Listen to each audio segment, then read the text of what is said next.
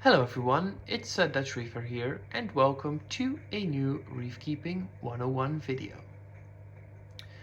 Today I want to tell you a little story about what happens when your alkalinity, also referred to as KH, drops to very low levels and how you can possibly recognize this happening and what the outcome will be. Perhaps you've been through this before. Well, I know I've been in the last few weeks. I noticed that my corals were looking actually pretty colorful and happy and nice. The polyps were extending very well, and normally that's a very good sign. But what can also happen is that your corals are actually not getting enough food or in this case calcium and alkalinity, which they need of course to build their skeletons and their polyps. So in the end, at first your corals might look good and maybe even better than before, even though they're actually starving for food. This is explained by the fact that the polyps on your corals will extend further when there's too little calcium or magnesium or alkalinity in your tank. In this case, the coral needs to extend its polyps further to get as much as possible. But in the end, if it's depleted, if there's nothing left, or at least very little left, then eventually your corals will start dying. And that's actually what happened in my Nano reef as well. So luckily I was relatively on time by recognizing or finding out that my alkalinity had dropped to very low levels. So I could save most of my corals. As you can see, just a couple of them did die, unfortunately. So I'll tell you which ones in a minute. And the fact that normally you will try to keep your alkalinity on par by using either water changes or adding it yourself using a dosing machine or manually.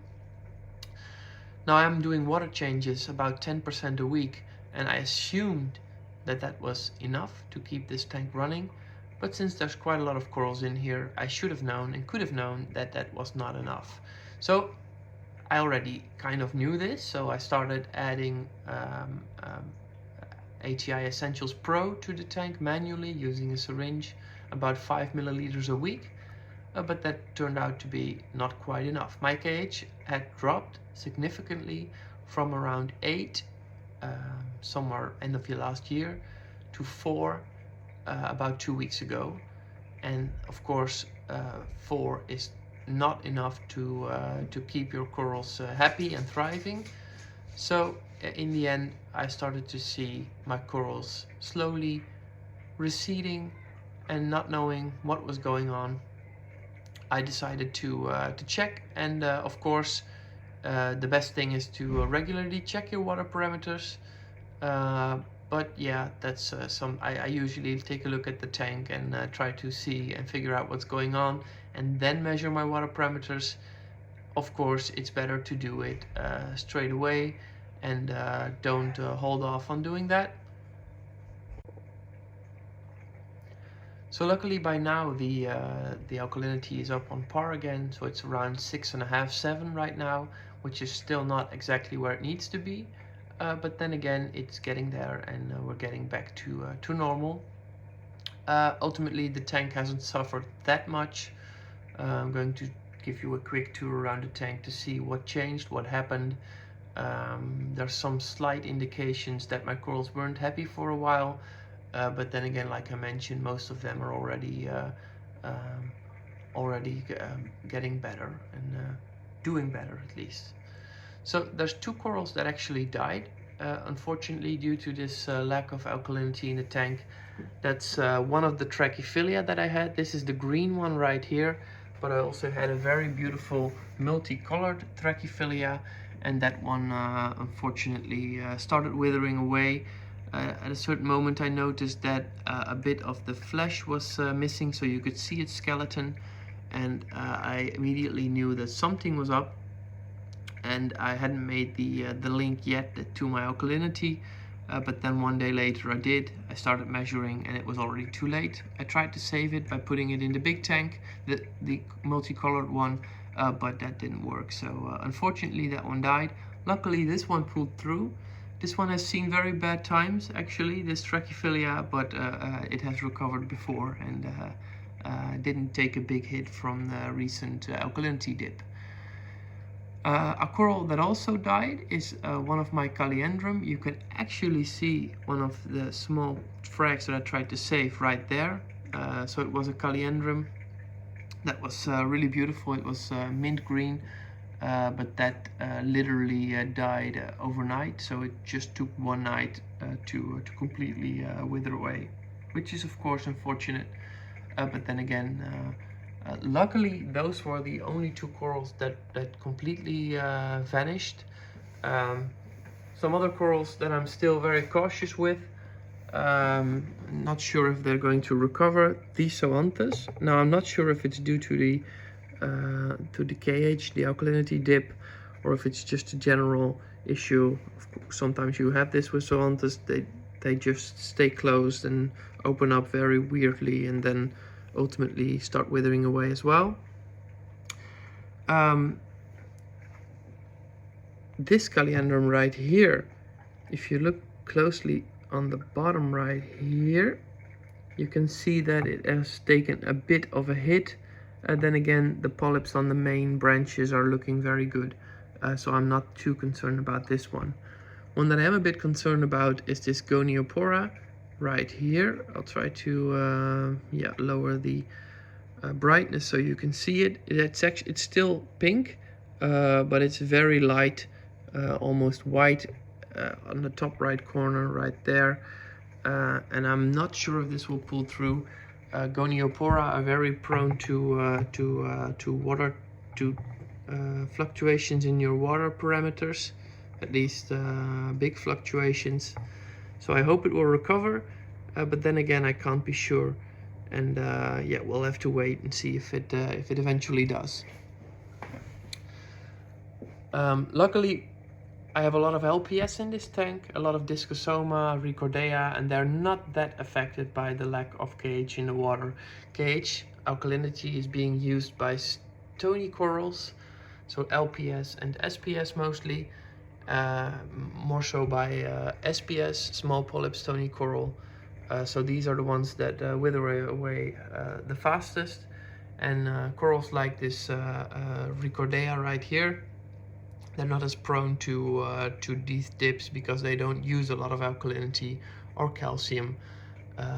But of course, stable water parameters are very important, regardless of which of those parameters. So either the nutrients, the NO3 and the PO4, or the standard alkalinity, calcium, magnesium that you try to keep in check. So most of the corals are still doing fine. I haven't experienced a lot of stress, at least not visible stress. Of course, I don't know if the corals have experienced stress without really showing it on the surface. But all in all, it looks good. As you can see, some of these chalices, like this one right here, the red one with blue, looks very good.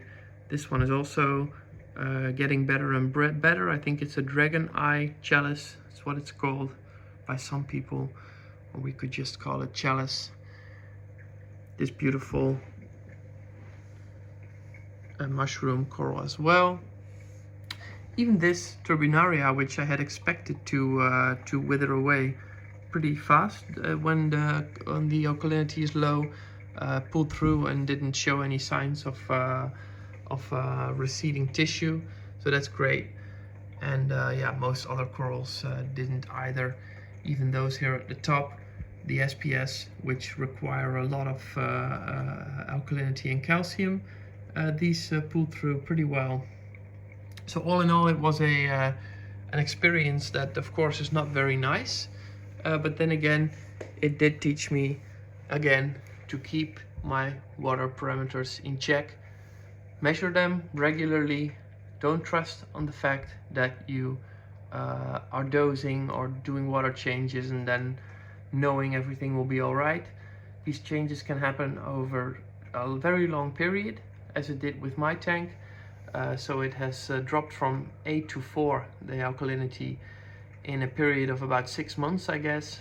So it decreases very slowly. It's a very slow killer, and often when you find out, it's already a bit too late. So my advice taking away from this video is please do keep a good eye out on your tank. If you see a coral that's not happy, immediately start asking why it's not happy. Is it due to the lighting or flow conditions, which is very possible? Then try to move it to a different spot. And if it just out of the blue starts to wither away, do a check of your water parameters to see if there's something wrong with those. So luckily this tank is still running very well. The dip didn't affect it too much. I lost 2 corals, which is a shame and a pity, but I've learned from this, and well, I'll keep moving forward and in developing this beautiful nano reef. So thanks for watching. I hope you enjoyed the video. I hope you learned something from it. If you liked it, please consider liking it and subscribing to my channel. That will help getting the videos out there. For now, stay safe out there, and I'll see you in the next video. Bye bye.